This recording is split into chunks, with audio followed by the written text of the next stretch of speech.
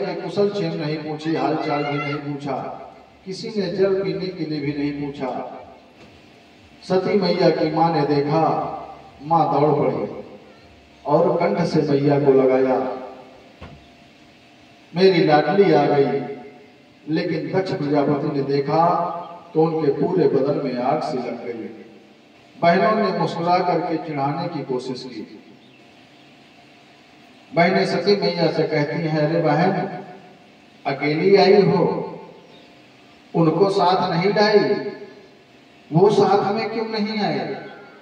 ध्यान रखिए, घर की कथा बहनों तक ना जाए, वरना कभी बहुत अच्छा हो गया तो वही बहनें चिढ़ाना शुरू कर देंगी। हाँ हाँ पता है मुझे, पहले तो रोती रहती थी, अब बड़ी घर वाली बनी है। सती अम्मा हर बात बताया करती थी बहनों से। आज वही बहनें भगिनी मिली बहुत मुस्कुराता। मुस्कुराना मतलब चिढ़ाना। बहनों ने भगवती मैया सती को चिढ़ाया है। परिवार का व्यवहार देख सती माता को बड़ा अटपटा लगा, उन्हें बड़ा कष्ट हुआ। अब मैया ने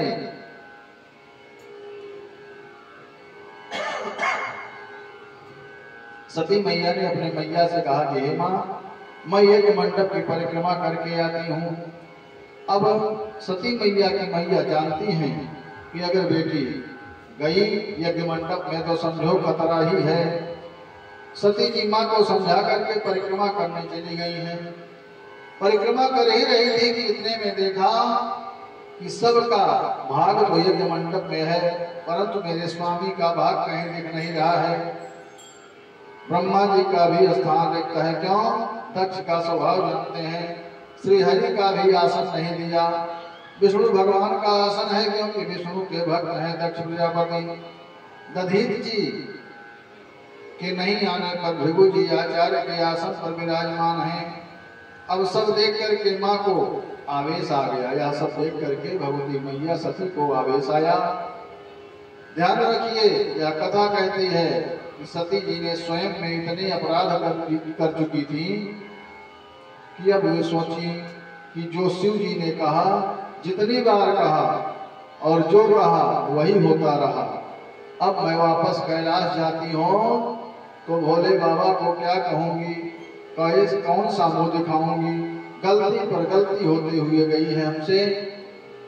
3-4 बार जब गलती हो जाए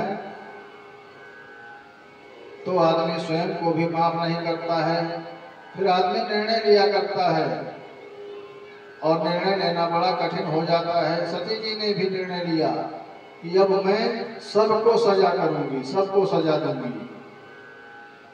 गलती तो स्वयं करती जा रही है और सजा सबको देने जा रही है।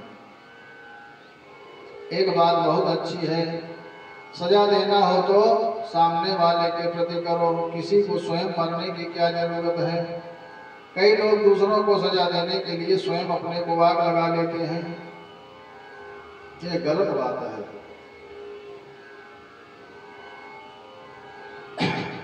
मैया सबको सजा देने के लिए सोचती हैं और कहती हैं कि मेरे स्वामी का इस यज्ञ में भाग नहीं लगा है, अब मैं सबको सजा दूंगी। और टपटने लगी। सुनहु सभासद सकल मुनिंदा। मैया टपट करके सबको कह रही हैं, अरे देवताओं, अरे ऋषियों, सुनो। सुनहु सभासद सकल मुनिंदा, कही सुनी जिन शंकर निंदा। सुनहु सभासद सकल मुनिंदा, कही सुनी जिन शंकर निंदा। से भर दुर्दुलह सब काहू, भली भांति बजतावत काहू। संजय शंभु श्री बदय पवाता, सुने जाता यस मर जाना। काटी है काश जीव जो बसाई, श्रवण मोदनक चलिय परा। जगदात महेश पुरारी, जग जनक सबके हितका। जगदात महेश पुरारी, जगत जनक सबके हितकारी।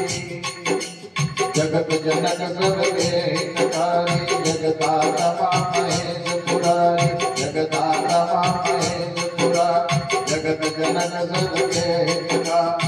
पिता मंत गत जन्नत देहि हो, पिता मंत गत जन्नत देहि, दैत्य शोक संभव यह देहि। तजियहु तुरत तेहि तेहि हेतु, उरधर चंद मौलव सके जो। तजियहु तुरत तेहि तेहि हेतु, उरधर चंद मौलव सके जो। अस कहि जोग अगन तनु जारा, अस कहि जोग अगन तनु जारा, भयउ सकल मख हाहाकारा।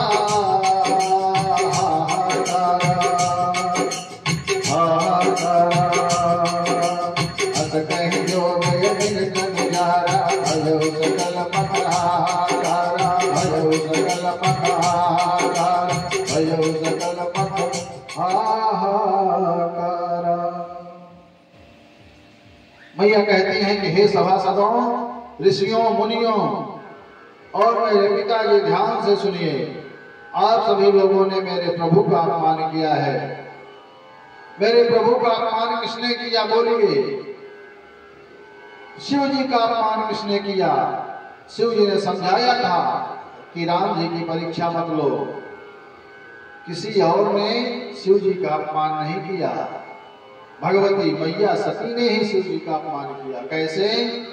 शिव जी ने समझाया था कि हे देवी, राम जी की परीक्षा मत लो, लेकिन मैया नहीं मानी। मैया भगवान की परीक्षा लेने गई तो किसने अपमान किया? मैया स्वयं ने शिव बाबा का अपमान किया है। सती माता ने, शिव जी ने, सती माता ने स्वयं अपमान किया। शिव जी ने कहा मेरे प्रभु हैं, प्रणाम करो। शिव जी ने कहा था कि कोई पूछेगा नहीं, पानी भी नहीं मिलेगा, मत जाओ। पहली बार अपमान किया शिव जी का। जब राम जी की परीक्षा लेने गई तब भी मना किया भगवान ने, भोले बाबा ने। और दूसरी बार भी गलती की, दूसरी बार भी अपमान किया। कैसे? भोले बाबा मना कर रहे हैं मैया को कि अपने पिता के यहाँ मत जाओ, पर मैया मानी नहीं। भोले बाबा ने कहा था कि वहां जाओगी तो कोई पानी के लिए भी नहीं पूछेगा, कोई तुमसे बात नहीं करेगा, मत जाओ। फिर भी मैया गई। तो किसने अपमान किया? जब हमसे बहुत गलतियां हो जाती हैं तब हम अपनी गलती छिपाने के लिए दूसरों पर दोषारोपण करते हैं। किसी को बुरा नहीं लगना चाहिए, सबकी स्थिति यही है। जैसे सती मैया ने किया है वैसे हर जीव करता है। अपनी गलती को छुपाने के लिए दूसरों पर दोषारोपण लगाता है। हमसे जब बात बिगड़ जाती है तो मित्रों से कहते हैं अरे भैया ठीक से यह काम किया करो। अपनी गलती दूसरों पर लगाने की आदत होती है। अब यदि शिव जी ने इतना ही परहेज था शिव जी से, तो फिर माता जी जाते जाते सती मरत हरि सन बर मांगा। सती मैया अपने शरीर को त्याग रही हैं और शरीर को त्यागते समय भगवान से यही वरदान मांग रही है, हे प्रभु सती मरत हरि सन बर मांगा, जन्म जन्म शिव पद अनुरागा। हे प्रभु मैं इन शिव बाबा को हर जन्म में अपने पति के रूप में पाऊं। ते ही कारण हिमगिरि गृह जाई, जननी पार्वती तनु पाए। जब सती मैया ने भगवान से वरदान मांगा तो इसीलिए सती मैया का दोबारा जन्म हिमालय राज में, यहाँ हिमालय राज के घर में हुआ है और पार्वती के रूप में पुनः जन्म लिया है। जाते जाते मेरी मैया ने भगवान श्री हरि से प्रार्थना किया कि हे प्रभु मैं जहाँ जहाँ जाऊँ शिव जी हमारे पति रूप में मिले। क्यों? जीवन में कभी भी सती जी को शिव जी से नहीं पटी है और शिव जी की पटी सती जी की नहीं पटी। जरा सोचिए, इतना कष्ट रहा तो माता जी ने क्यों मांगा जन्म जन्म का साथ।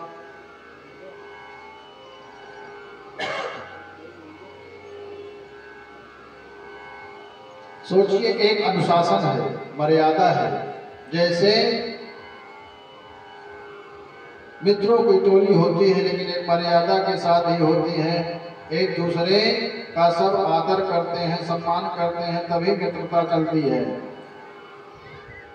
जब दोनों बराबर समझदार हों वहां पर पूरा सम्मान होता है, इसलिए एक दूसरे का साथ देना चाहिए। तो सती जी ने क्यों मांगा दोबारा जन्म? थोड़ा कड़वा है, माता जी को बुरा न लगे। हर व्यक्ति चाहता है कि मेरी बात सुनी जाए और माताओं को तो खास तौर से समस्या है कि सबसे जब से ब्याह करके आती हैं कहती है इस घर में किसी ने मेरी नहीं कभी सुनी है, कभी मेरी बात सुनी ही नहीं गई।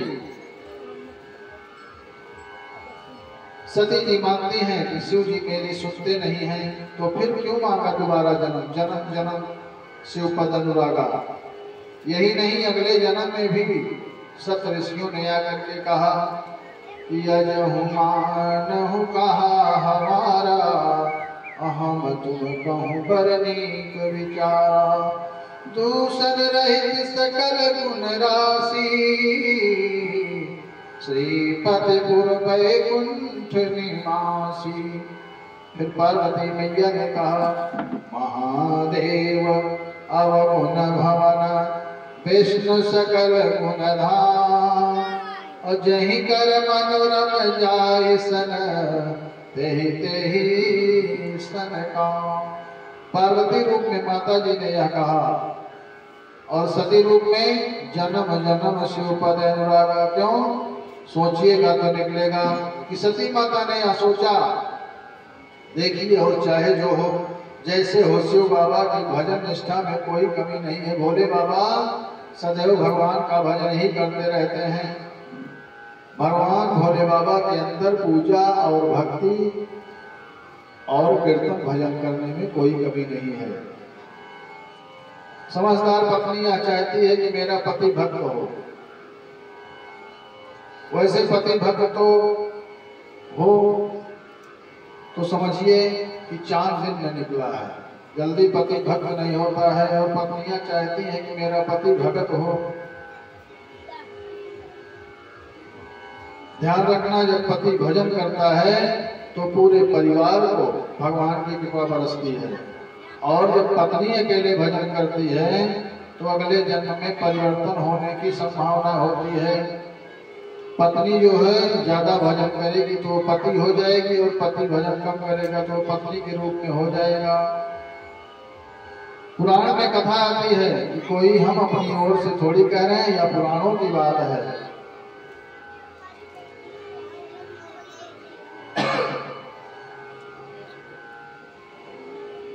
श्री राम जय राम जय जय राम, सीता राम जय सीता राम। श्री राम जय राम जय जय राम, सीता राम जय सीता राम।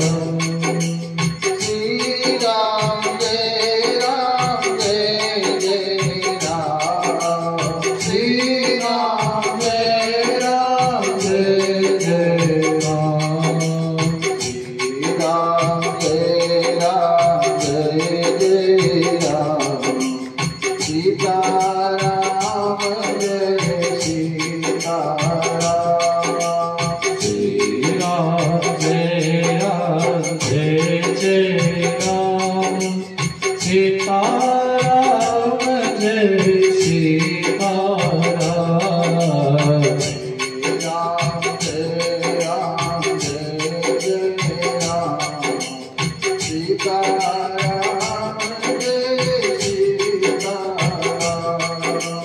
श्री राम जय राम जय जय राम, सीता राम जय जय राम जय राम जय जय राम।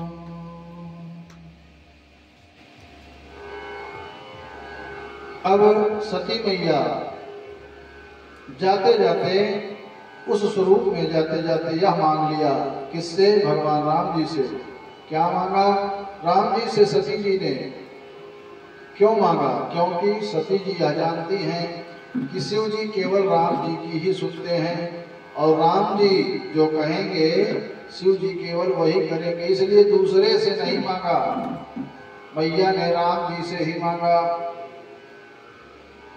भगवान राम सती जी को पता है कि राम जी जो कहेंगे शिव जी मान लेंगे और मैया पार्वती जी का अवतरण हुआ है। अब आप सब कथा तो जानते ही हैं कि नारद जी ने भगवती पार्वती जी का नामकरण किया। भगवती पार्वती जी का जन्म हिमालय राज्य के यहाँ हुआ है और नारद जी ने उनका नामकरण किया। उमा, अंबिका, भवानी, पुत्री से माता पिता सबको यश की प्राप्ति होगी। उसको जो वर मिलेगा उसके ये लक्षण होंगे। नारद जी हिमालय राज से बताते हैं कि आपकी पुत्री के द्वारा आपको यश की प्राप्ति होगी और उसको ऐसा वर मिलेगा जिसके ये लक्षण हैं। अगुण अमान मातु पितुहीना, उदासीन सब संशय छीना, जोगी जटिल काम मन नगनय मंगल वेश, अस स्वामी यही कहाँ मिले परिहस्त सिरे। ऐसी रेखा पार्वती जी तो गदगद हो गई, लेकिन मैना जी को कष्ट हुआ। बेटी को ऐसा वर मिलेगा तो कैसे रहेगी मेरी बेटी। हिमाचल से कहा मैना जी ने कि हे महाराज, नारद जी से पूछिए, कुछ उपाय बताएं, ऐसे कैसे क्या कर देंगे हम। तब हिमाचल जी ने नारद जी से कहा कि प्रभु कृपा करिए। तब नारद जी कहते हैं कि हे हिमाचल राज, ब्रह्मा जी ने जो माथे पर लिखा है उसे मिटाने वाला कोई नहीं है। अब वर दूल्हा तो पार्वती जी को यही मिलेगा जैसे मैंने बोला है। हाँ, एक उपाय बताऊं क्या? कि जे जे वर के दोष बखाने, ते सब शिव पही मैं अनुमान। मेरे अनुमान से ये सब लक्षण शंकर जी में हैं और शिव जी से जो ब्याह हो गया तो लोग दोष को भी गुण कहेंगे। ये जो रेखाएं बता रही हैं इस कन्या के, ये सब गुण जो हैं शंकर जी में ही हैं। और जब शंकर जी से इसका ब्याह हो जाएगा तो कौन दोष कहेगा। शंभु सहज समर्थ भगवान, और यही विवाह सब विधि कल्याण। तो यह कैसे होगा? नारद जी ने कहा कि आपकी बेटी तपस्या करे तब शिव जी से विवाह हो सकता है। जब आपकी बेटी तपस्या करेगी तभी शिव जी का विवाह इससे हो जाएगा। कोई भी जीव हो, बेटा हो या बेटी, कथा में चर्चा होती है, सत्संग में चर्चा होती है कि जब कोई तपस्या करेगा तभी उसको तपस्या का फल मिलेगा। जो तपस्या करेगा, जो सत्कार्य करेगा, उसी को अच्छा फल मिलेगा। किस किस की सोचिए और किस किस को रोइए, आराम बड़ी चीज है मुँह ढक कर सोइए। जो भी करना है सब मन लगा करके अच्छी तरह से करें।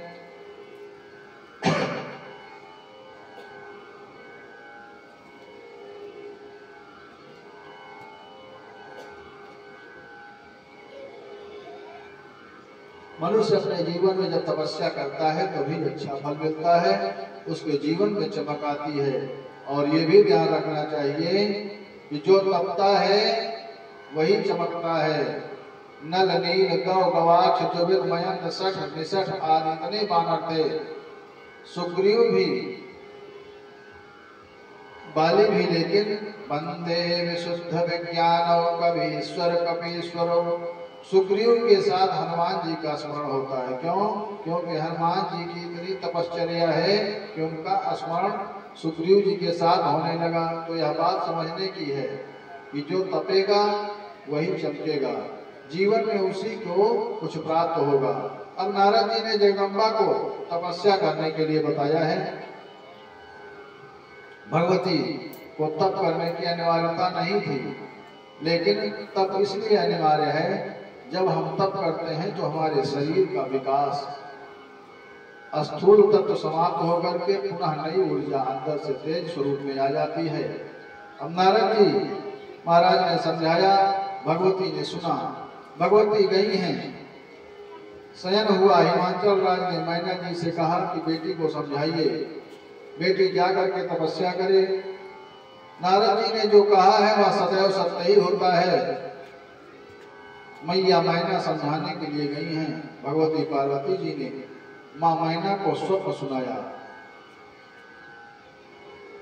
मैया पार्वती ने स्वप्न देखा और उस स्वप्न की बात अपनी मैया मैना को बताती हैं कि मुझे श्वेत वस्त्रधारी ब्रह्मचारी जी ने सपने में ऐसे ऐसे कहा, और माँ को प्रणाम किया, पिताजी को प्रणाम किया है और सबको वंदन करके हुए आगे बढ़ी हैं। मैया आगे बढ़ी हैं तपस्या के लिए। उर्धारी उमा प्राणपति चरना, उर्धारी उमा प्राणपति चरना, जाहि बिन लागी तप करना, जाहि बिन लागी तप करना। अति सुकुमार तनु तप जोगु, पति पद सुमिरत देव सब भोगु। कछु दिन भोजन बारी बतासा, ये कठिन कछु दिन उपवासा। बेल पाती मही पर ही सुखाई, दीन सहस मत सोई खाई। पुनि परिहरे सुखान करना, ओ मही नाम तब भयउ करना, ओ मही नाम तब भयउ अपरना। अब मैया गई है तपस्या करने के लिए। 3000 वर्ष तक माँ ने बेल पत्र खाया। क्यों? क्योंकि बेल पत्र में 3 पत्ते होते हैं, रा आ मा, और तीनों मिलकर के राम। चांदी का बेल पत्र लिखवाइए तो रा आ मा 3 अक्षर ही। शिव जी की उपासना करिए। बेल पत्र शिव जी को प्रिय है। क्यों? क्योंकि बेल पत्र में ही राम है।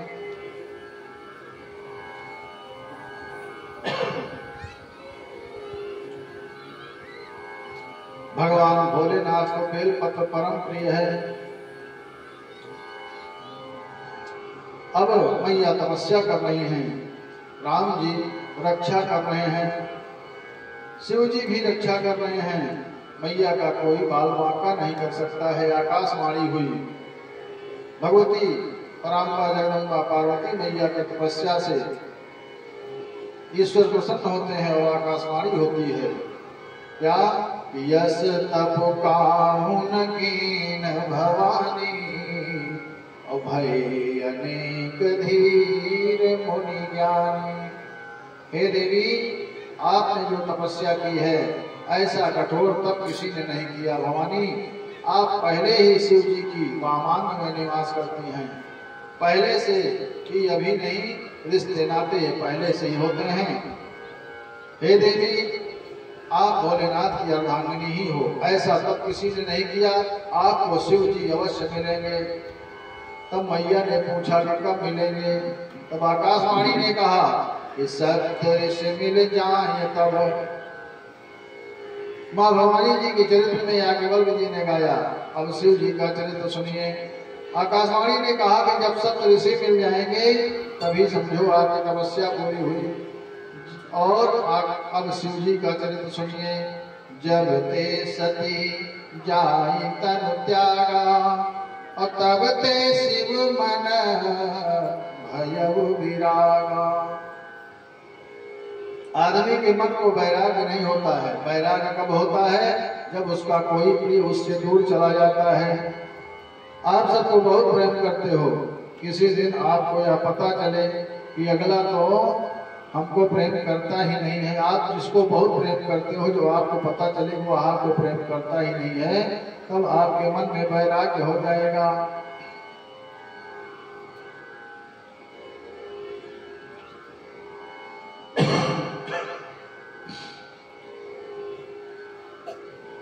शिव जी के मन में वैराग्य हो गया। जपहि सदा रघुनायक नामा और जहाँ तहाँ सुनहि राम गुण रामा। कतहु मुनि उपदेश ही ज्ञाना अकतहु राम गुण करहि बखाना।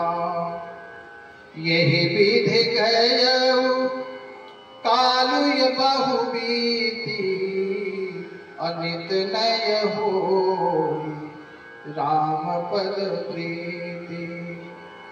नेम प्रेम शंकर कर देखा अविचल हृदय भगति कई रेखा।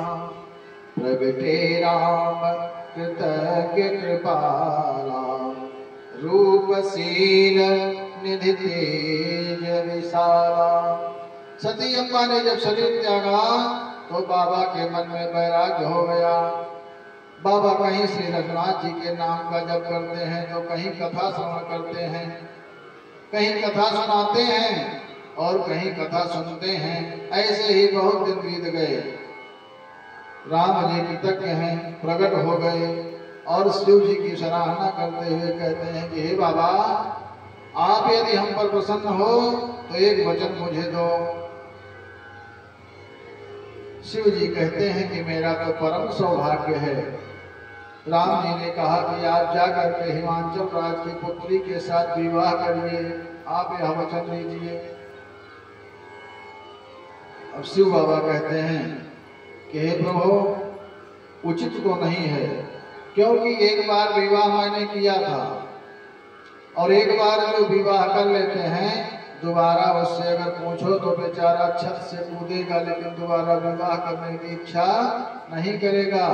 भोले बाबा भी अपने प्रभु से कह रहे हैं, प्रभु हमने एक बार विवाह कर लिया है, दोबारा विवाह करने के लिए हमें ना कहिए।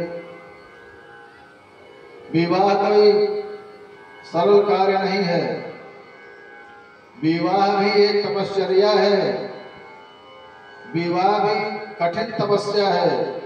शिव जी ने साफ शब्दों में राम जी को मना कर दिया। कहा शिव यद्यपि उचित यस नाही, नाथ बचन पुण्य मेट न जाहि। हे प्रभु, आप जो कह रहे हैं या उचित तो नहीं है, लेकिन आपकी बात है तो आपकी बात काटने को भी उचित नहीं है। आपकी आज्ञा सिरधार्य है। सिरधार्य यशो कर तुम्हारा, परम धर्म यह नाथ हमारा। क्यों? बाबा ने कहा कि माता पिता प्रभु गुरु की वाणी बिना विचारे ही कल्याण में जान करके करना चाहिए। माता और पिता गुरु प्रभु की वाणी गलत भी हो तो उसे सही जानकर कर लेना चाहिए, उसमें आपका कोई यहित नहीं होगा। मातु पिता गुरु प्रभु कई बानी, बिनहि विचार करे शुभ जानी। तुम सब भांति परम हितकारी, अवज्ञा सिर पर नाथ तुम्हारी। हे नाथ, आपकी आज्ञा से नौधार्य है। शिव जी ने मानो हाँ कह दिया। अब प्रभु कहते हैं कि मेरी यह बात हृदय में रख लीजिए, अब मैं जा रहा हूं। शिव जी ने कहा कि हाँ प्रभु, अब आप पधारें। अब यहाँ एक समस्या है कि लड़के वाले के पास जावे तो विवाह हो, ये तो अच्छा लगता है, परंतु यहाँ पर लड़के से स्वयं कहा जा रहा है कि आप उस लड़की से जाकर के विवाह करो। भोले बाबा से कहा जा रहा है कि आप मैया पार्वती से जाकर के विवाह करो। ये कितना कठिन कार्य है। अब शिव बाबा भी प्रस्ताव भेजे हैं, तब ब्याह की रचना बने। भोले बाबा अगर विवाह का प्रस्ताव भेजे तब विवाह की रचना बने। तो हुआ क्या, शिव बाबा ने पूरी रचना तैयार की। कारण प्रभु को वचन दिया था, अपने ईश्वर को वचन दिया था, इस कारण सारी रचना तैयार की। राम जी ने कहा था कि जाय विवाह लाए विवाह। अब ये राम आज्ञा कठिन हो गई है, यानी आपको ही लड़की के पिता के पास प्रस्ताव भेजना पड़ेगा कि हम विवाह करेंगे। उधर से कोई प्रस्ताव नहीं आएगा। अब देखिए, जब लड़के वाला कभी लड़की वाले के पास प्रस्ताव लेकर के जाता है तो लोग विचार करने लगते हैं कि क्या बात है, लड़के वाले के पास से प्रस्ताव आ रहा है, लगता है कि लड़के में कोई खोट है। आज का समाज भी इसी तरह है। अगर आप अपने बेटे के विवाह के लिए लड़की वाले के पास प्रस्ताव भेजेंगे तो लोग उल्टा ही सोचने लगते हैं कि जरूर कोई बात है।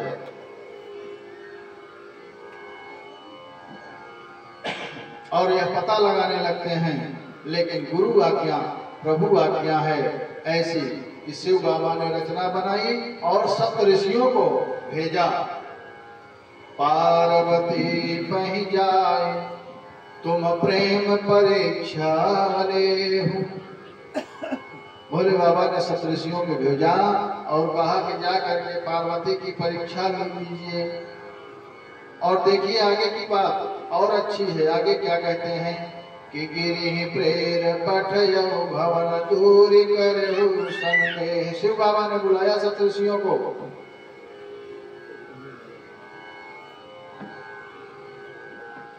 सप्तऋषियों को बुला करके कहा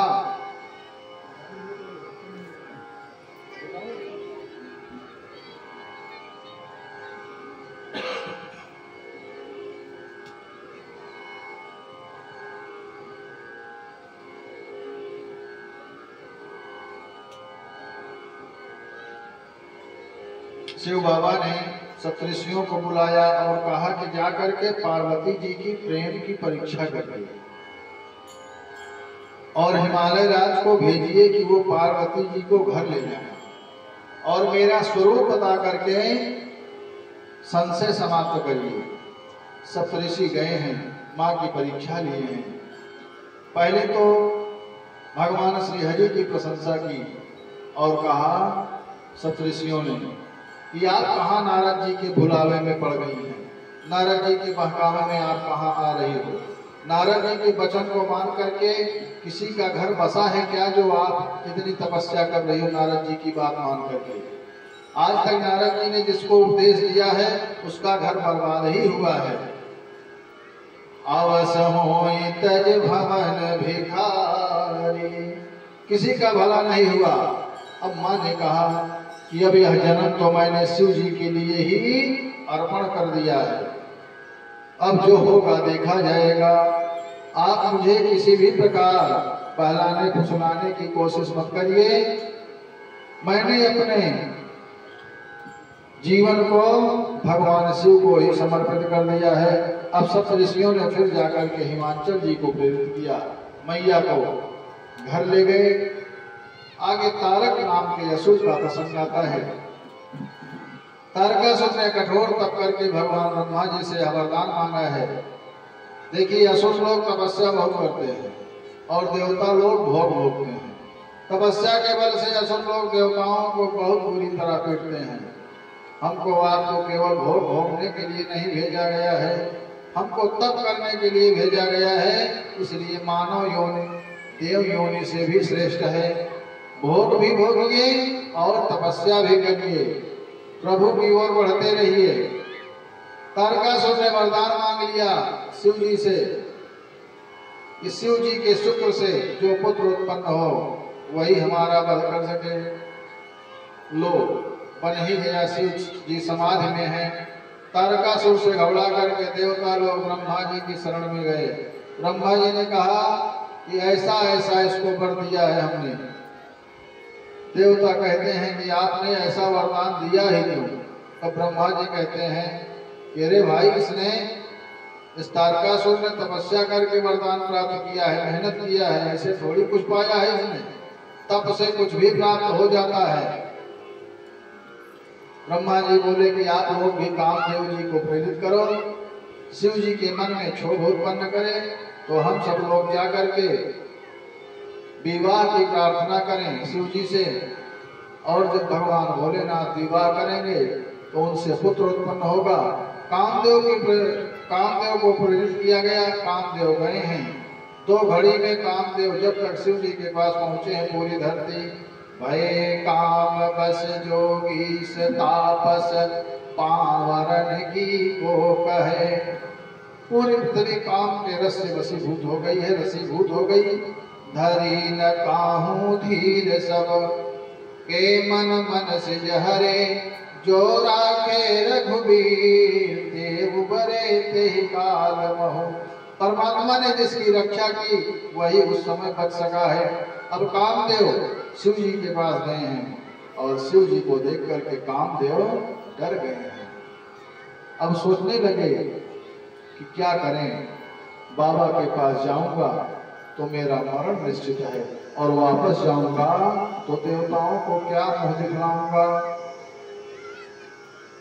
देव कल्याण विचार करके अपना मरण निश्चित जान करके कामदेव आम के पल्लों में छिप गए और धनुष पर पुष्प के 5 बाण अनुसंधान करके शिव जी के हृदय में उतार दिए। विषम बाण लगते ही शिव जी के नेत्र खुल गए। बाबा ने सम्मुख देखा, दाएं देखा, बाएं देखा, कोई दिखा नहीं। फिर शिव बाबा ने जब ऊपर देखा तो आम के पल्लों में छिपे कामदेव पर जैसे दृष्टि पड़ी है। बाबा को एक पल का आवेश आ गया। एक क्षण के लिए बाबा को क्रोध आ गया। आवेश आया हुआ सारी धरती कांप गई। शिव जी आवेश में अपने तीसरे नेत्र को खोले हैं। बाबा गोस्वामी जी कहते हैं कि तब शिव तीसर नयन उभारा, चितवत काम भयउ जरिछारा। एक पल का आवेश बाबा को कामदेव जल करके राग हो गया। कामदेव की पत्नी रति को संदेश मिला कि कामदेव का तो शिव जी ने अंत कर दिया। वह रोती, छटपटाती, चिल्लाती, छाती पीटती, गिड़गिड़ाती हुई, शोक करती हुई, विलाप करती हुई शिव जी के शरण में आ गई।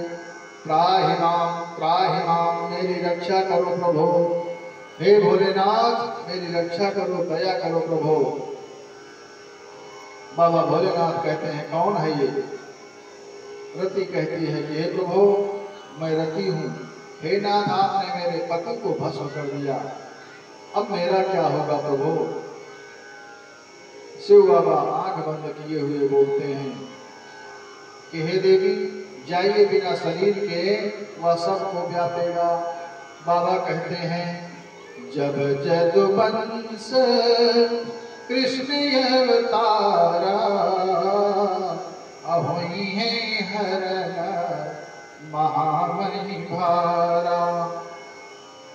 कृष्ण तनय होई है पति तोरा,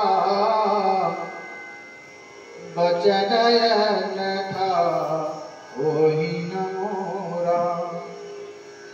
रति शिव जी को विविध भाग से प्रणाम करके आगे बढ़ी है। तब अवसर पाकर के सभी देवता लोग शिव जी के पास पहुंचे। सभी देवता लोग प्रार्थना करने लगे। जितने देवता हैं सब अलग अलग जय जयकार कर रहे हैं। कोई कहता है कि चंद्रशेखर भगवान की जय, कोई कहता है विश्वनाथ भगवान की जय, कोई कहता है गंगेश्वर भगवान की जय, कोई महाकालेश्वर भगवान की जय, कोई जगदेश्वर भगवान की जय। अपने अपने अलग अलग नामों से सभी देवता भगवान की जय जयकार कर रहे हैं। कोई रामेश्वर भगवान की जय कहता है, काहू अमर आए के हेतु।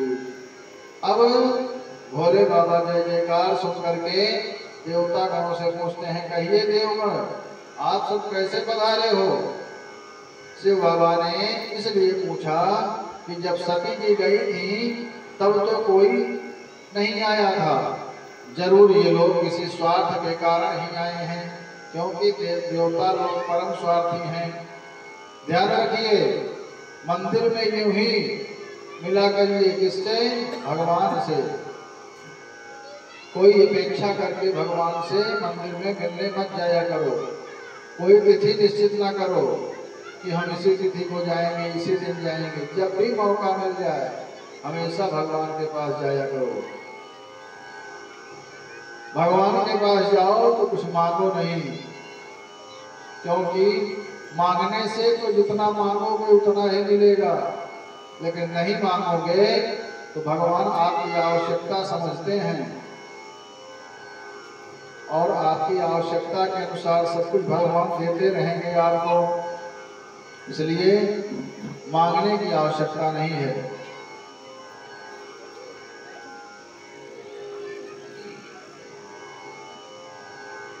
सभी देवता लोग भगवान भोलेनाथ से प्रार्थना करते हैं, अलग अलग रूप से प्रशंसा करते हैं। 50 देवता हैं, अलग अलग प्रशंसा। शिव जी समझ गए कि एक मति से नहीं आए हैं, ये विपत्ति से आए हैं। जब आदमी विपत्ति में होता है तब वह एक निश्चित कार्य, एक निश्चित स्थिति नहीं बता सकता है।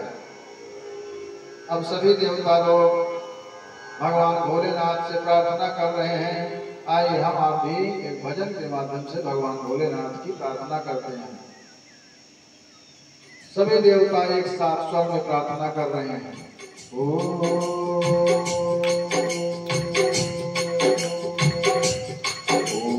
नमः शिवाय, ओम नमः शिवाय।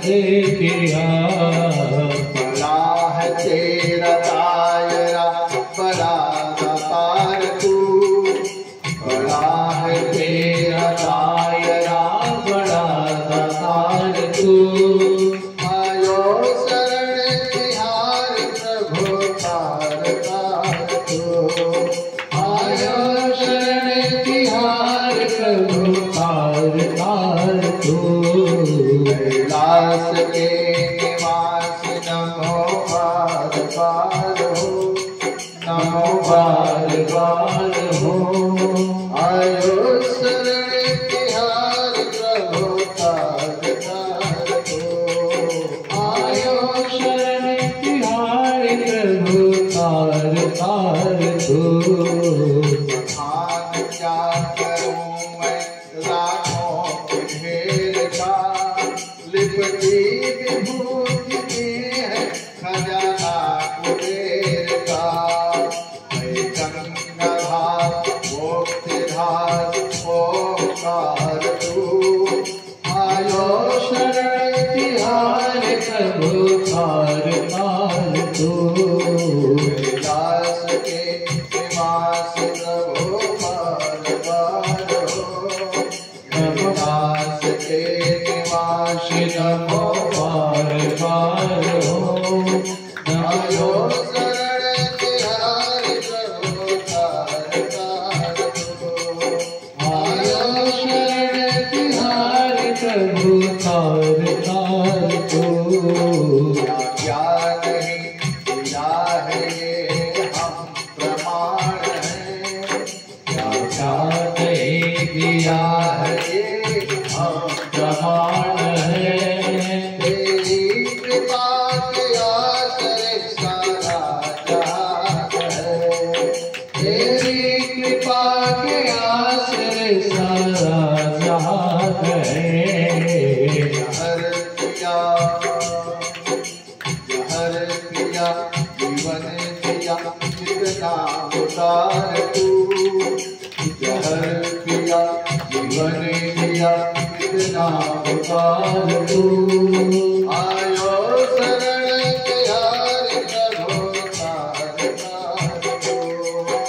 आयो शरण तिहार प्रभु तार तार तू। दास के निवास नमो पार पार हो, आयो शरण तिहार प्रभु तार तार हो। आयो शरण तिहार प्रभु तार तार तू। तेरी कृपा बिने नहीं ले कभी हरू, तेरी कृपा बिना नहीं लेते कभी मरू। लेते हैं सांस तेरी दया से तन तनु, करते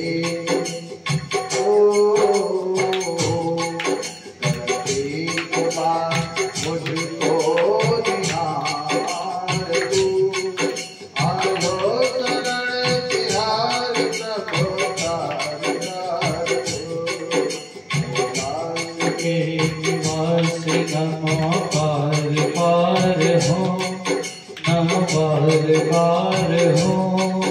आयो शरण तिहार प्रभु तार तार तू।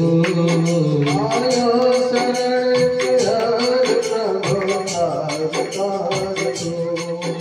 आयो शरण तिहारी प्रभु तार तार तू। पृथक दिन